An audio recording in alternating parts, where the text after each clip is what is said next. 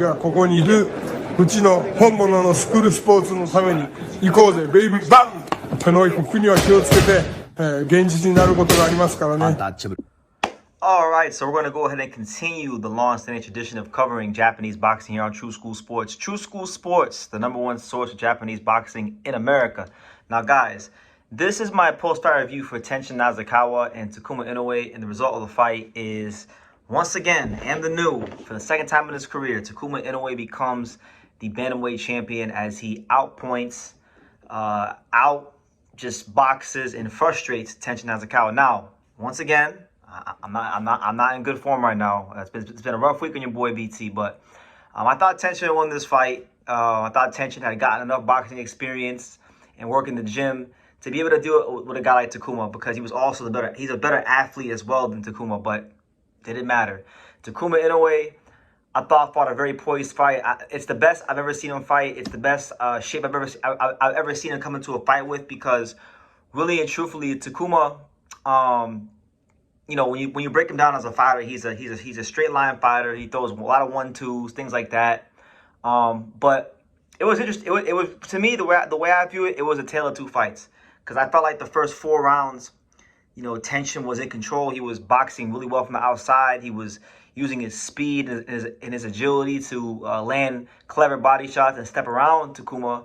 But then Takuma made an adjustment, and that's where Tenshin got really messed up. Takuma actually wound up closing the gap a little bit. Takuma actually wound up, you know, finding a home for the right hand. And actually, it was Takuma who became the aggressor in this fight, even though Takuma was not known for punching power, and neither is Tenshin. And Takuma was not known for his inside fighting, but he got on the inside. He started going to work inside the pocket at close range. You know, he was doubling up on sometimes uppercuts to the body and things like that. And really and truthfully, like, Takuma Inoue fought the fight of his life, so I can't take nothing from him. Good for him. You know, I think he's definitely been an overachiever, because let's be real. You know, he's never ever going to be anywhere close to as good as his brother, and there's no shame in that, because his brother, the monster Naoya Inoue, there's very few fighters in the history of boxing that'll ever be as good as Naoya Inoue, and that's just the truth. But this is good for him, because he got his moment in the sun. He's the first guy to defeat Tenshin Nasukawa, like, ever. Like, Tenshin Nasukawa never lost in kickboxing. He never lost, you know, as a professional so far. So he's a winner. Tenshin is a winner, guys, and this win should not be understated for Takuma Inoue and what it means to him, and just how great he fought. Like I said, it goes to show you, like, I've been speaking very well for a lot of years about Shingo Inoue and how I think he's one of the best trainers in boxing, and he's proven it again. And I think this is his best. I think better than anything he's done with Naoya Inoue.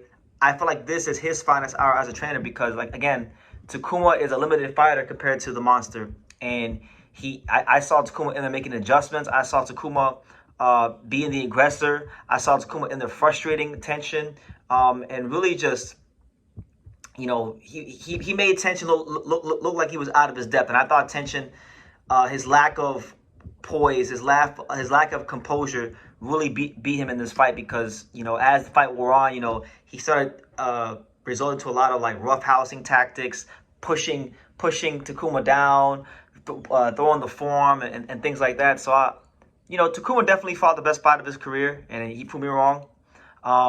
But I think part of it too, I think Tenshin just beat himself. I do think Tenshin beat himself, and I think Tenshin, the fight was there for him to win it. He just, you know, experience, and just I don't even want to say experience, because if you look at Tenshin's the way he is, he's a very, like, expressive guy. He fights a lot off of a lot of emotion and confidence. So, you know, when he can't go in there and have fun and showboat and do his thing at range, you know, he's not quite as effective. So, you know, I think Shingo Inoue noticed that, and they saw what they needed to exploit, and gosh darn it, it was exploited. So, and the new once again. But as far as what could be next for Takuma, I mean, there's some really good fights out there for him. The bantamweight division is very much in a state of transition. I don't think it's very strong right now, because you got Takuma with the WBC title. You got Christian Medina, who just won the belt off of Yoshiki Takei. He holds the WBO title. Antonio Vargas is your WBA champion, right? Donaire is the interim WBA champion. He's fighting Seiya Tsutsumi soon, so we'll see how it goes there. And then you got Jose Salas Reyes and Landy. I can't even say his name. The South African fighter. They're fighting for the vacant title. So the division right now is pretty weak, and I think Takuma probably has as good of a chance now to really, you know, make a legacy for himself with this weight class being just not what it is. And listen, if Seiya Tsutsumi can win a fight or two, maybe he winds up giving Seiya Tsutsumi a world title shot. Maybe that's a fight they could explore for a rematch, because, you know, he did lose to Seiya Tsutsumi, and I'm sure Takuma, being the proud champion he is, he'll want to get that back. But as far as for Tenshin, I hope you learned from this fight, because, like I said, after a couple of adjustments were made, he really didn't have any answers. And to see Takuma Inoue push him back was disheartening, because I had very high expectations for Tenshin Nasukawa coming into this fight. I thought that, like I said, the work he's been getting in the gym and under the lights had graduated him to a point where you could beat Takuma. But unfortunately, from a mental standpoint, he wasn't at that level to beat Takuma Inoue. So who knows? Maybe it could be a rematch for the future. It's still like it could be a very lucrative rematch in the future.